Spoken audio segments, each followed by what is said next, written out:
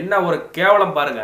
டாஸ்மாக் கடைக்கு குடிக்க போகிற மது பிரியர்கள் வந்து கடைக்கு போனாங்க அப்படின்னா அவங்களுக்கு வந்து பார்த்தீங்கன்னா எம்ஆர்பி ரேட்ல இருந்து 10 ரூபா அதிகம்.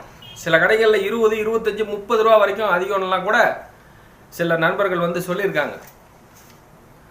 அது வந்து தமிழ்நாட்டில் இருக்கக்கூடிய சில மதுப்பிரியர்கள் வந்து குடிக்கு அடிமையாயிட்டாங்க. குடி அடிமைங்கிறது அது ஒரு பெரிய ஒன்றும் திருத்த முடியாத ஒரு பெரிய குற்றம்லாம் ஒன்றும் கிடையாது. குடி என்பது ஒரு மிகப்பெரிய மனநோய், ஒரு பழக்கம் வந்து வந்துடுச்சு.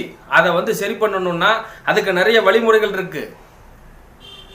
அந்த மது பிரியர்களிடமிருந்து மதுவை பிரிப்பதற்கு, மது குடிப்பதற்கு அவங்க மறுப்பதற்கு, குடிப்பழக்கத்தை அவர்கள் மறுப்பதற்கு ஏதாவது ஒரு அடிப்படை முயற்சி எடுத்தீங்களா?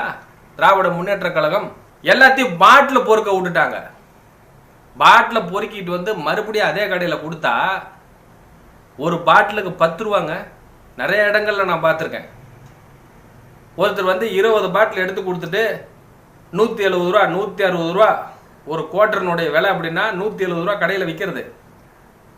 பீர் வந்து பார்த்தீங்கன்னா ஒரு 160 ரூபா பீர் வந்துன்னா உங்களுக்கு வந்து கடையில் வாங்கினீங்க அப்படின்னா 170 ரூபா பீரு.